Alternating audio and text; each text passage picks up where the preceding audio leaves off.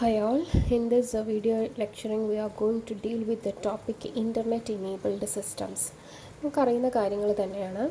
അതായത് internet IP protocol എന്ന് പറയുന്നതാണ് നമ്മുടെ ഇൻ്റർനെറ്റ്, അതായത് ഓരോ നെറ്റ്വർക്സിനകത്തേക്കും കയറാൻ വേണ്ടിയിട്ട് നമ്മൾ യൂസ് ചെയ്യുന്നത് IP പ്രോട്ടോക്കോൾസ് ആണ് അല്ലേ. അപ്പോൾ internet protocol is the fundamental process on the internet. ഇൻ്റർനെറ്റിൻ്റെ ഫണ്ടമെൻ്റൽ പ്രോസസ്സ് എന്ന് പറയുന്നത് IP ആണ്, ഇൻ്റർനെറ്റ് പ്രോട്ടോക്കോളാണ്. ഇത് കണക്ഷൻ ലെസ് പാക്കറ്റ് ബേസ്ഡ് കമ്മ്യൂണിക്കേഷനാണ് പ്രൊവൈഡ് ചെയ്യുന്നത്. എന്താണ് കണക്ഷൻ ഓറിയൻറ്റഡ് ആണെന്നുണ്ടെങ്കിൽ ഓക്കെ, അല്ലെങ്കിൽ കണക്ഷൻ ലെസ് ഓറിയൻറ്റഡ് ആയിട്ടുള്ള സർവീസസുകളാണ് പ്രൊവൈഡ് ചെയ്യുന്നത്. നമ്മൾ ഏറ്റവും കൂടുതൽ ഈ പറയുന്നത് ഉപയോഗിക്കുന്നത് ഇൻഡസ്ട്രിയൽ ഓട്ടോമേഷനും ഇൻഫർമേഷൻ അപ്ലയൻസസിലുമാണ് നമ്മൾ ഏറ്റവും കൂടുതൽ ഈ പറയുന്ന ഇൻ്റർനെറ്റ് എനേബിൾഡ് സിസ്റ്റത്തിനകത്ത് ഈ സിസ്റ്റം യൂസ് ചെയ്യുന്നത്. An internet packet will travel over several different networks from source to destination. The IP allows data to flow through these networks from one end user to another. നമ്മൾക്കറിയാം OSI നമ്മുടെ layer എന്ന് പറയുന്നത് ഒരുപാടുണ്ട്. ഇപ്പം ഞാനിവിടെ പ്രസൻറ്റേഷനും സെഷനൊന്നും കാണിച്ചിട്ടില്ല. അപ്പം ഈ ഒരു നോഡിൽ ഒരു സോഴ്സിൽ നിന്ന് ഡെസ്റ്റിനേഷനകത്തേക്ക് ഒരു മെസ്സേജ് പാസ് ചെയ്യണം എന്നുണ്ടെങ്കിൽ if that destination reside in different type of a networks we need to go through we have to make use of the റൂട്ടേഴ്സിൻ്റെ ഉപയോഗം വരുന്നുണ്ട്. അവിടെയാണ് നമ്മുടെ IP പ്രോട്ടോക്കോൾ ഏറ്റവും കൂടുതൽ വർക്കാവുന്നത്. നോക്ക്, ഇവിടെ നമ്മൾ പറയുന്നുണ്ട് നോഡ് എയിൽ നിന്നും ഒരു ഡേറ്റ താഴേക്ക് വന്നു. ഇതിൽ നിന്ന് എന്ത് ചെയ്തു, അടുത്ത ഒരു റൂട്ടർ നെറ്റ്വർക്ക് വഴി വേറൊരു നെറ്റ്വർക്കിലിരിക്കുന്ന ഡെസ്റ്റിനേഷനുമായിട്ട് കമ്മ്യൂണിക്കേറ്റ് ചെയ്യുകയാണ് യൂസിങ് റൗട്ടറിനകത്ത് physical data link network layer വരെയായിരിക്കും ഉണ്ടായിരിക്കുന്നത്.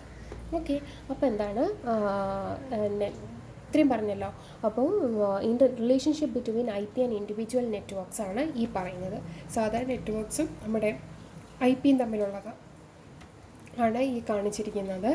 IP വർക്ക് ചെയ്യുന്ന ഇതിനകത്താണ്, network ലെയറിലാണ്. When a node A wants to send data to node B, the applications pass through several layers. അപ്പം നമ്മുടെ പറയുന്ന ഒരു നോഡ് എക്ക് നോഡ് ബിനകത്തേക്ക് ഡേറ്റാസ് പാസ് ചെയ്യണമെങ്കിൽ with the help of an IP, otherwise ഒരു router we can send it.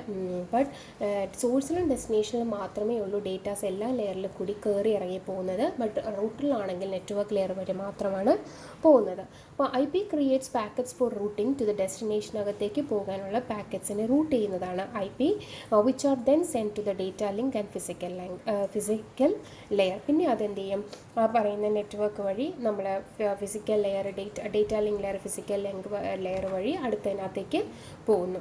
A node that transmit data among different types of networks. പല നെറ്റ്വർക്സിനകത്തേക്ക് ഈ പറയുന്ന ഡേറ്റാസ് സെൻഡ് ചെയ്ത് കൊടുക്കുന്ന നോഡിനെയാണ് നമ്മൾ റൂട്ടർ എന്ന് വിളിക്കുന്നത്.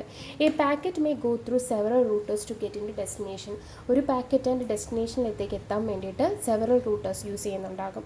At the destination IP layer provide data to the ഡെസ്റ്റിനേഷൻ്റെ സമയം എത്തുമ്പോൾ IP ലെയർ എന്ത് ചെയ്യും, അതിൻ്റെ ഡേറ്റയെ ട്രാൻസ്പോർട്ട് ലെയറിനകത്തേക്ക് ആൻഡ് അൾട്ടിമേറ്റ്ലി ദ റിസീവിങ് ആപ്ലിക്കേഷനകത്തേക്കും പ്രൊവൈഡ് ചെയ്ത് കൊടുക്കും.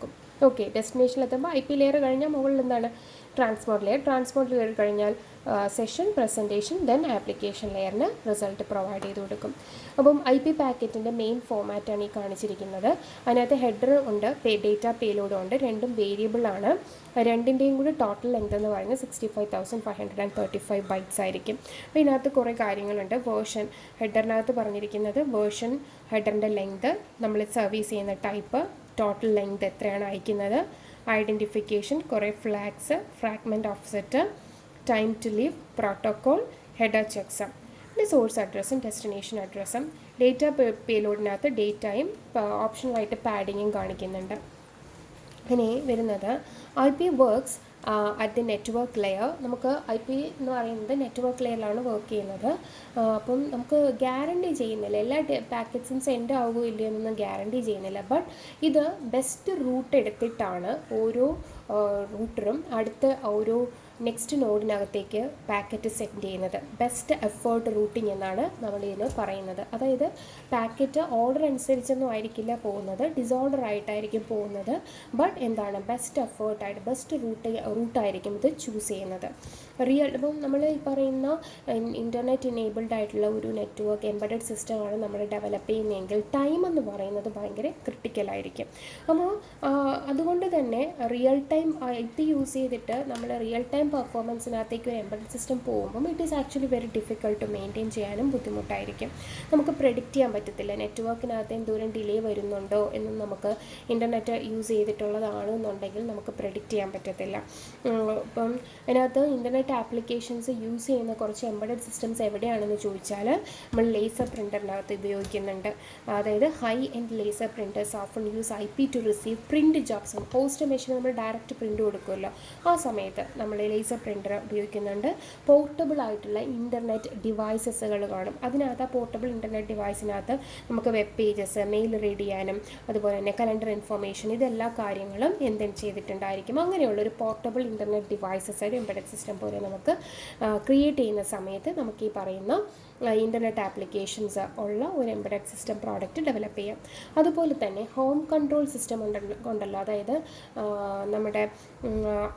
നമ്മുടെ ഓണറിന് എവിടെയെങ്കിലും ഇരുന്ന് നമുക്ക് നമ്മുടെ വീട് മോണിറ്റർ ചെയ്യാനും നമ്മുടെ ക്യാമറാസും ലൈറ്റും എല്ലാം ഓൺ ചെയ്യാനും എടുക്കാനും എല്ലാം ഉള്ള ഒരു ഹോം കൺട്രോൾ അപ്ലയൻസ് അല്ലെങ്കിൽ സിസ്റ്റംസ് എന്ത് ചെയ്യാൻ പറ്റും, ഈ പറയുന്ന ഇൻ്റർനെറ്റ് ആപ്ലിക്കേഷൻസിൽ യൂസ് ചെയ്യാം.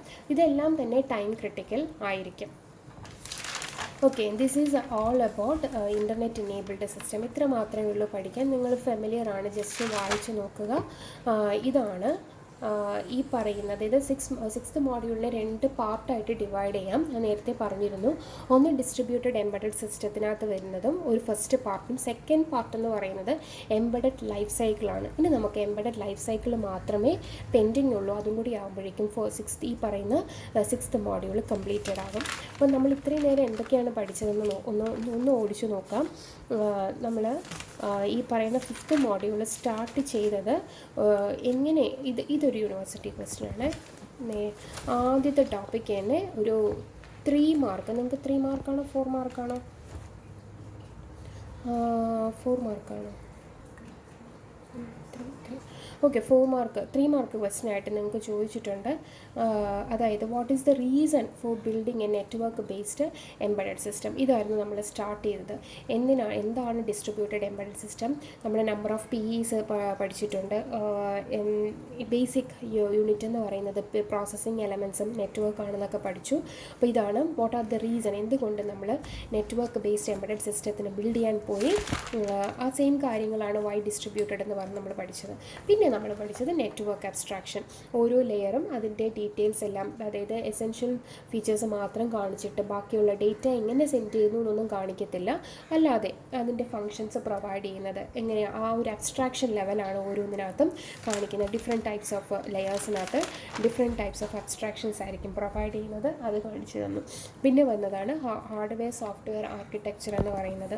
അതിനകത്ത് നമ്മൾ യൂസ് ചെയ്യുന്ന ഡിഫറെൻറ്റ് ടൈപ്സ് ഓഫ് ലിങ്കുകളാണ്. പോയിൻറ്റ് ടു പോയിൻറ്റ് ലിങ്ക് ഉണ്ടായിരുന്നു അതിനകത്ത്.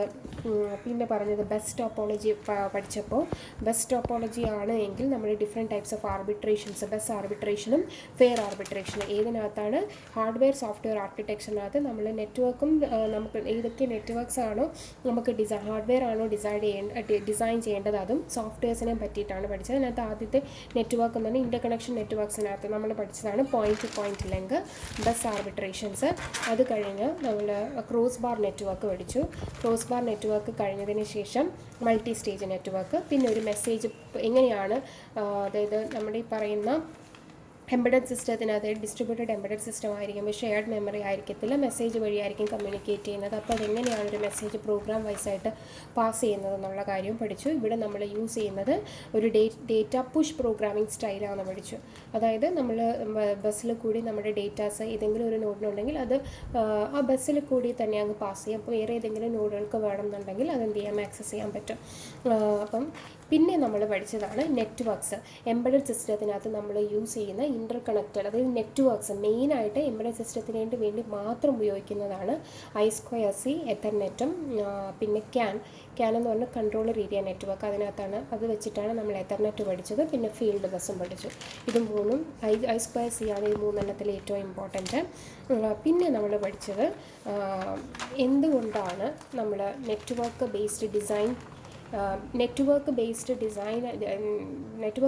ആയിട്ടുള്ള ഒരു എംബഡഡ് സിസ്റ്റം ഡിസൈൻ ചെയ്യുമ്പോൾ 4 കാര്യങ്ങൾ ഓർത്തിരിക്കണം.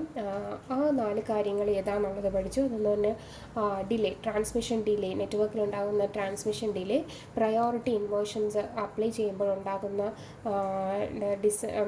ചെയ്യുമ്പോൾ ഡിസൈൻ ചെയ്യുന്ന സമയത്ത് നമ്മൾ ശ്രദ്ധിക്കേണ്ട കാര്യങ്ങൾ, പിന്നെ മൾട്ടി ഹോപ്പ് വഴിയാണ് ഒരു മെസ്സേജ് പാസ് ചെയ്യുന്നുണ്ടെങ്കിൽ അവിടുത്തെ ഡിലേ, പിന്നെ സിങ്ക്രണൈസേഷൻ, അതായത് സ്കെഡ്യൂൾ ചെയ്തിട്ട് വേറൊരു പാക്കറ്റിനെ സ്കെഡ്യൂൾ ചേഞ്ച് ചെയ്യുമ്പോഴുണ്ടാകുന്ന സമയത്ത് നമ്മൾ നോക്കേണ്ട ഇമ്പോർട്ടൻസ്.